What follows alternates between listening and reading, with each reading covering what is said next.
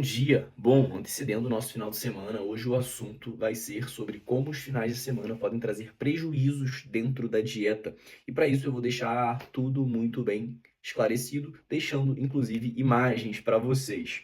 Bom, pensa comigo, se uma semana tem 7 dias e você segue a dieta de segunda, terça, quarta, quinta, sexta já começa a jacar, sábado e domingo também. Você entende que de 7, 3 dias você esteve fora do plano, os outros 4, ok, você acertou. Só que foca nessa imagem aqui.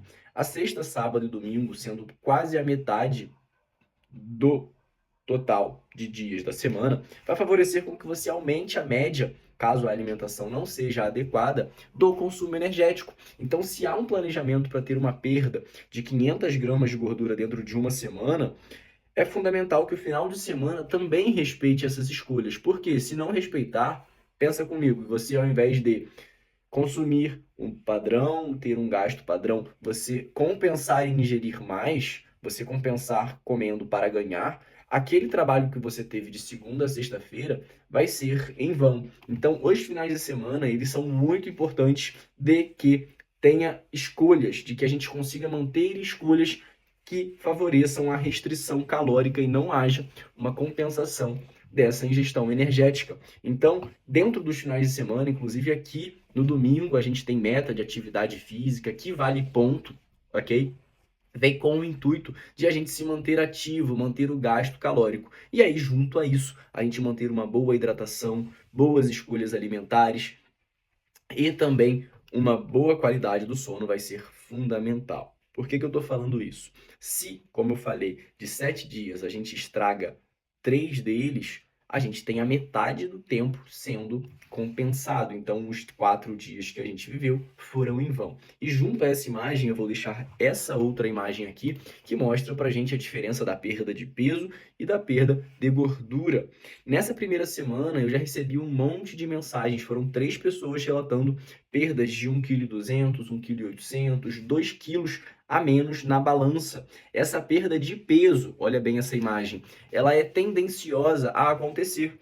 Por quê? Porque essa perda de peso ela é variável e tem alguns fatores que interferem. Se vocês olharem nessa imagem, vamos lá. Excesso ou restrição de sono, consumo de sal em excesso, carboidratos simples, retenção de líquidos ultraprocessados, funcionamento intestinal, prática de exercício. Então, todas as escolhas que a gente está fazendo dentro desse desafio estimula a prática de exercício físico, ou seja, favorece a perda de peso na balança, favorece o funcionamento intestinal com toda a alimentação rica em fibras e anti-inflamatórias junto à atividade física que melhora os movimentos peristálticos. A gente está com metas de ingestão hídrica, o que favorece a não retenção de líquidos. A gente está numa semana mais low carb, ou seja, a gente não tem, primeiro, que carboidrato simples e segundo, o excesso de carboidratos. A gente não está consumindo ultraprocessados. O nosso sono é um ponto que a gente ainda não entrou, mas tende a ser regulado porque a gente tem tarefas logo pela manhã, então há uma tendência da gente buscar dormir mais cedo. E o sal é um ponto também que eu imagino que a gente não esteja pesando na mão, até porque a gente já tem mais do que falado socialmente, né, no dia a dia sobre os impactos prejudiciais do sal. Então, a gente tem todo o ambiente para que nessa primeira semana a gente já tenha justificável, né, de forma justificada, essa perda de 1,5 kg, 1,2 kg a 2 quilos. E aí é que entra o jogo. Essa perda de peso, ela não simboliza a perda de gordura. A perda de gordura, ela vai vir decorrente de a restrição calórica, ou seja, o plano alimentar que vocês têm, sendo seguido no longo prazo. E aí, dentro dos finais de semana, é fundamental que a gente busque não se afastar das escolhas que a gente está tendo nos dias de semana. Porque se nos finais de semana você coloca hábitos como, por exemplo, não pratica atividade física, consome carboidratos simples, consome sal em excesso, não bebe água, o seu peso ele vai aumentar novamente. E o que a gente precisa justamente para que esse peso não aumente é continuar sustentando essas escolhas, para que dessa forma, junto ao plano alimentar, com restrição calórica, a gente garanta a redução do percentual de gordura, que é tudo que a gente quer. Então, não vamos focar nessa perda de peso que muitos estão me relatando ter tido, e vamos pensar que o final de semana ele vai fazer parte, e é um ponto muito importante dentro do nosso somatório total para a perda de gordura. Por quê? Ponto 1. Se a gente reduz a gordura corporal, a gente melhora a sensibilidade à insulina. O que que é isso? É a capacidade do seu corpo pegar o açúcar do sangue e jogar para dentro do músculo, ou seja, você consegue mais energia, vai ter mais disposição, vai controlar a sua glicemia, vai ter menos chance de ter dores de cabeça, vai ter mais energia por jogar para dentro do músculo na atividade física. Então, tudo isso se torna um ciclo positivo. Por quê? Olha, eu vou fazer uma boa escolha aqui, vou sustentar ela por um prazo um pouco maior, e aí os benefícios dessas escolhas que você fez vão fazer o seu corpo responder melhor, beleza? Então é muito importante que a gente tenha em mente que a perda de peso que a gente teve, ela só vai ser efetivamente perda de gordura se a gente sustentar as escolhas que a gente vem fazendo nos dias de semana, também aos finais de semana. Então, nesse momento, e apenas nesse momento, não vamos pensar no final de semana como um mérito do que a gente fez durante a semana. A gente vai ter muitos outros momentos na nossa vida para fazer essas escolhas. Então, o mérito que a gente vai ter justamente vai ser o resultado positivo ao final desses 21 dias que a gente vai colher tendo vivido da melhor forma. E esse é o momento de superação, de entrega individual para que a gente consiga de fato mostrar para nós mesmos o quanto o nosso corpo ele é capaz de evoluir. E nada melhor do que ter um grupo trabalhando em conjunto para que a gente consiga colher